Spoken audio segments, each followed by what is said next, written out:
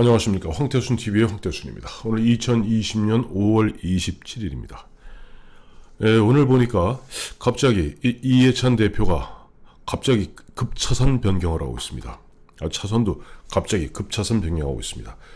오늘 오전에 있었던 민주당 최고위원회에서 이해찬 대표는 무슨 얘기했냐니까 윤미향 신상 털기 굴복하지 말라. 모든 부분에 자성 필요하다. 이게 갑자기 왜 모든 부분이 자성이 필요한지 모르겠습니다. 모든 부분이 그 이제 이용수 할머니 이야기인데요. 왜 이렇게 갑자기 급차선 변경을 했을까? 마치 뭐 까마귀 날자 배 떨어진다는 격으로 마침 어제 윤석열 검찰이 윤미향 또 정의연을 향해서 칼을 뽑아들었고 또 청와대에서는 스피인 닥터를 할 수 있는, 즉 홍보 전문가를 할 수 있겠죠. 스피인 닥터를 할 수 있는 탁현민 전 선임행정관이 1년 4개월 만에 의전 비서관으로 승진해서 복귀한다는 소식이 청와대 발로 나왔습니다. 이야, 이거 뭐 참 묘하다. 왜? 우리가 한번 짚어보면은 5월 이용수 할머니가 첫 번째 기자회견한 게 5월 7일입니다. 그 다음에 두 번째 기자회견한 것이 5월 25일, 그러니까 어제 그저께죠. 28일 동안 정말 정신이 없었습니다. 대한민국이 떠들썩했고 중간에 보면 윤미향 씨 갑자기 대구로 이용수 할머니 찾아가서 이용수 할머니 한번 안아주세요. 안고 나니까 용서받았다 하는 뭐 쇼까지 벌렸는데 어쨌든 윤미향 씨는 지금 5월 29일까지는 꽁꽁 숨어서 뭐 좀 숨어 지내면서 5월 30일 빠찌달 날만 기다리고 있는 것 같은데 지금까지 기준이 이랬습니다. 5월 7일 이용수 할머니가 그야말로 지난 30년 동안 철저하게 윤미향과 정의연에 속아왔다. 특히 윤미향은 지금 국회의원 빠찌를 달 일이 아니라 그동안 문제를 벌려놨던 이 정대현 문제, 정의연 문제 이런 거 해결하는 것이 우선 아니냐 하는 그런 취지의 이야기했더니 또 이른바 그 문재인 대통령 지지층에서는 앞다투어서 이용수 할머니가 치매가 걸렸다. 이용수 할머니 뒤에는 무슨 배우가 있다. 이용수 할머니 물에 빠진 사람 구해줬더니 보따리 내놓으라 한다. 온갖 입에 담지 못할 그 중상모략을 하고 있었고 보면 뭐 하태경 의원도 한번 짚었습니다마는 김두관 의원 또 송영길 의원 비롯한 민주당 16명의 의원과 당선인들 윤미향 쉴드치기 바빴죠. 또 그런 가운데 양 대포를 할 수 있는 김어준, 최민희 씨 같은 경우는 나와서 배고프다고 밥 사달라고 그런다고 밥 사주면 그건 안 되는 것이다. 김어준 씨 같은 경우는 그거 보면 할머니가 쓸 수 있는 그런 그게 아니다. 이건 누가 만들어준 배우가 있다. 그림자가 있다. 뭐 이런 온갖 이야기들을 다 벌리는 가운데도 청와대는 일관되게 이건 당에서 알아서 할 일이다 하고 일단 꼬리 자르기였고요. 이해찬 씨는 원론적 얘기만 그동안 쭉 해왔습니다. 그냥 선사실 확인 후 거치 결정이라 하는 이 원론적인 스탠스만 유지하고 있었는데 갑자기 오늘 아침에 신상 털기 의혹 제기에 굴복해서는 안 된다. 정의기억연대와 관련된 활동에 많은 논란이 있는데 30년을 활동하며 잘못도 있고 부족함도 있을 수 있으나 30년 활동이 정쟁의 대상이 되거나 악의적 폄훼되거나 우파들의 악용 대상이 될 수 없다 하는 식으로 진영 논리로 턱하니 몰고 가면서 잘못이 있다면 사실에 기반해야지 신상 털기식 의혹 제기에 굴복해서는 안 된다. 그러면서 아마 윤석열 검찰을 향해서 하는 얘기인 것 같습니다. 관계 당국이 최대한 신속하게 사실관계를 확인해 주시고 국민들도 시시비비를 보고 판단해 주기 바란다. 본질과 관계없는 사사로운 부분으로 과장된 보도가 많이 나왔다.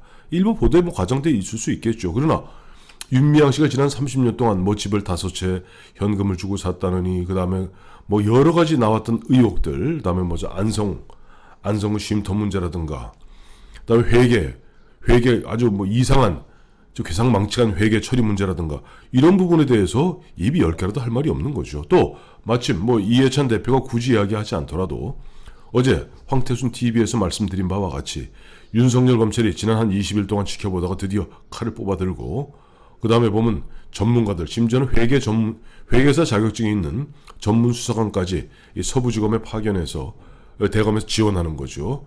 본격적으로 신속하게 사실 규명하겠다. 윤석열 총장의 결의는 단호한 것 같습니다. 공적 자금, 즉 국가보조금 등이 투입된 이런 부분에 있어서 이런 일이 있어서는 안 된다 하는 나름대로 확신을 갖고 지금 치고 들어가는데, 또 이해찬 씨는 이렇게 얘기하고 있어요. 보면 예의주시하고 있지만 이런 식으로 성숙한 민주사회로 갈 수 없다. 참 기가 막힌 이야기죠. 아니 이분들이 2016년 촛불이 뭐니 들면서 했던 그 일을 생각해 보면 성숙한 민주주의 운운할 자격이 있는지 모르겠습니다. 우리가 성숙한 민주사회로 도약할 수 있게 모든 부분에 자성이 필요하다.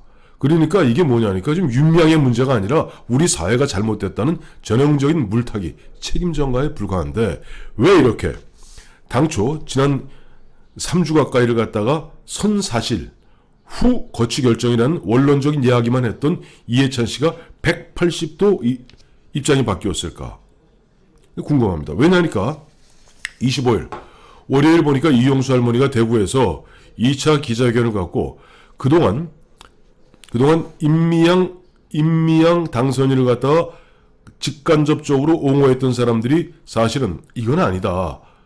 기류가 확 바뀌었어요. 대표적인 분이 강창일 4선 의원입니다. 윤미향 씨를 향해서 이런 얘기했어요. 시민운동 하다가 정치권 들어온 게 근본적 문제다. 정말 핵심을 짚고 있는 겁니다. 그러면서 거기에 보면은 수사의 결과에 따라서 이거는 뭐 감옥 갈 수 있는 것도 아니냐 하는 식으로 그러면서 윤미향 당선인의 거취를 사실상 간접적으로 촉구하고 있습니다. 또 그동안 당과 윤미향 당선인 간에 어떻게 보면 가장 연결고리로서 가장 많은 역할을 했던 남인순 최고위원, 옛날 남윤인순이라고도 했죠. 남편이 윤씨인가 봅니다. 아니 어머니가 윤씨인가 봅니다. 남인윤순 씨 같은 경우는 이런 얘기하고 있어요. 이거는 윤미향 씨가 빨리 소명하고 검찰 수사 결과를 지켜보자. 그러니까 윤미향 씨가 빨리 소명하라는 식으로 그리고 검찰 수사 결과를 지켜보자는 식으로 한 발을 빼고 있습니다. 더욱이 어제 있었던 26일에 있었던 그 이제 전략회의에 참석했던 김영진 원내 수석 부대표, 이거는 김영진 의원 개인의 의견이 아닙니다. 전략회의 결과를 갖다 이야기하는 것이죠. 윤미향 씨가 정의원 회계 투명성 관련해서 정확하게 소명을 해라 하는 식으로 사실을 윤미향을 압박하고 있습니다. 바로 25일 이용수 할머니의 2차 기자회견으로 지금 대한민국의 정서가 어떻게 바뀌었냐.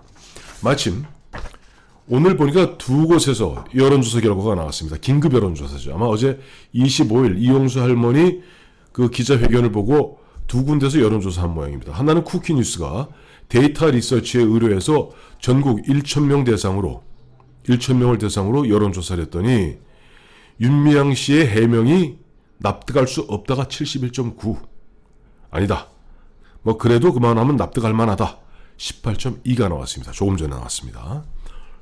뭐 자세한 결과는 중앙여론조사 심의위원회 홈페이지에 들어가시면 다 볼 수 있습니다. 또 하나 있습니다. 오마이뉴스, 대표적인 좌파 매체죠. 오마이뉴스가 리얼미터에다 의뢰해서 긴급 여론조사에 전국에 한 9천여 통을 돌려서 500명의 응답을 받아냈습니다. 이거는 앞에 쿠키뉴스는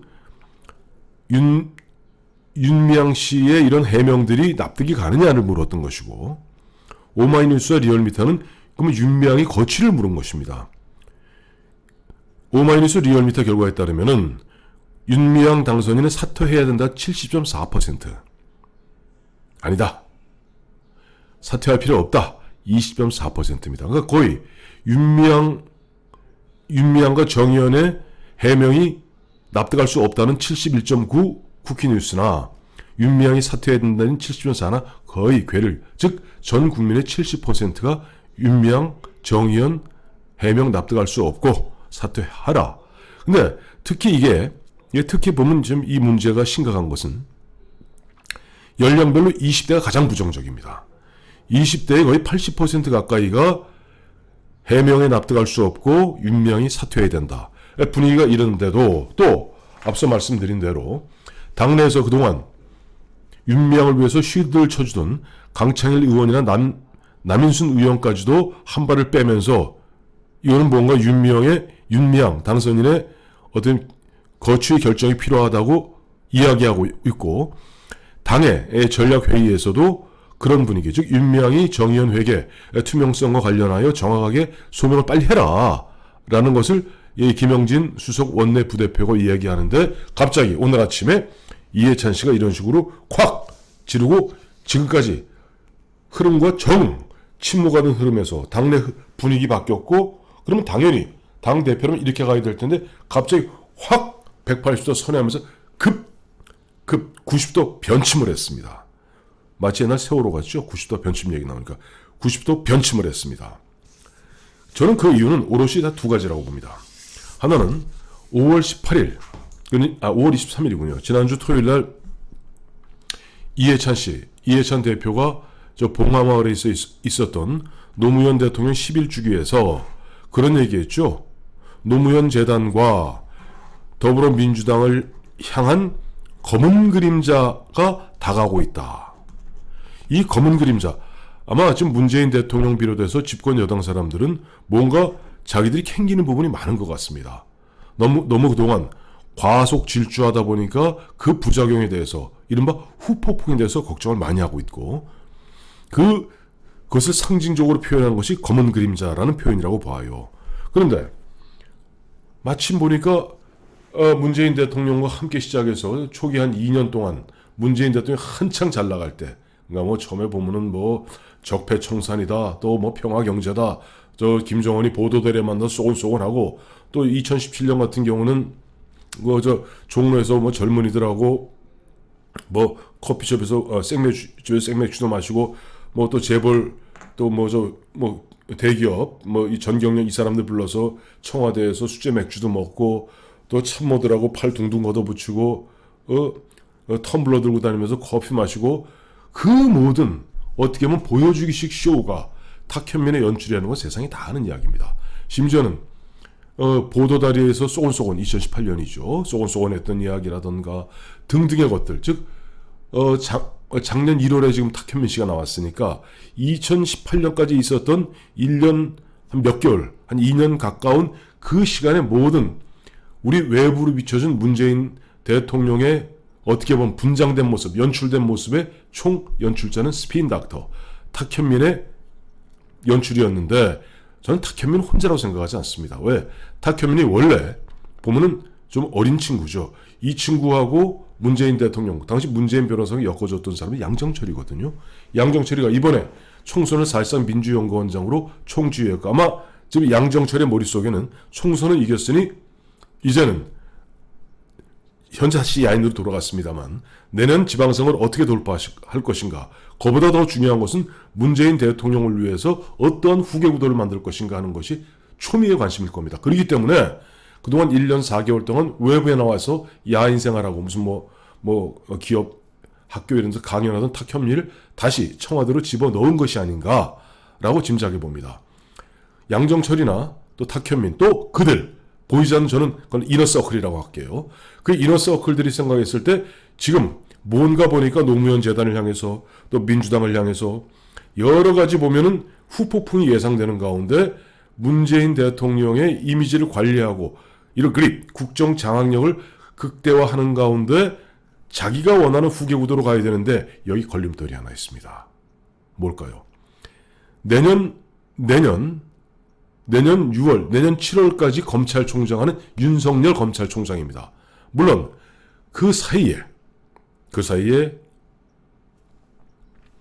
공수처가 언젠가 올 7월 15일은 아니더라도 올해 중에는 출범을 하겠죠. 공수처가 출범한다 하더라도 공수처가 다룰 수 있는 것은 대통령부터 보면 예를 들어 검찰, 경찰, 법관, 국회의원, 그나마도 보면 공수처가 기소권을 갖고 있는 것은 검사, 판사, 다음에 경무관급 이상의 경찰에 불과합니다. 나머지 국회의원이라든가 뭐 장차관 이런 사람들은 공수처가 수사는 할 수 있을 때 결국 그 기소 여부와 그다음에 공소 유지는 일반 검찰이 하게 되어 있습니다. 검찰이 그게 죽지 않았습니다. 이런 상태에서 윤석열 검찰총장 이번에 보니까 당장 윤미향과 정의원 문제를 칼을 팍 치고 들어가는 거 보면서 이거 안 되겠다 라고 저는 아마 청와대나 탁현민 쪽에서 아니면 탁현민 그 뒤에 있는 누군가가 이해찬 대표를 향해서 긴급 사이렌, 긴급 비상 버튼을 누른 것이 아닌가. 그렇기 때문에 지금 이해찬 대표가 갑자기 우리가 정치인이 되었던 일반인이 되었던 행태라는 것은 예측 가능해야 됩니다. 예측 가능이라는 것은 이 사람이 어제, 그제, 그그제 쭉 이 문제에 대해서 해왔던 이야기, 보였던 행동, 자세 이것과 흐름을 같이 해야 되는데 물줄기가 이렇게 내려와서 이렇게 가는 게 정상인데 갑자기 이렇게 하다가 팍 이렇게 꺾으면 여기에 무슨 힘이 작동한 겁니다. 저는 그래서 오늘 이해찬 대표가 갑자기 180도 변침, 급 변침한 것에는 바로 탁현민 그리고 탁현민 뒤에 있는 누군가의 그림자가 버튼을 눌렀다. 그렇게 보고 있습니다.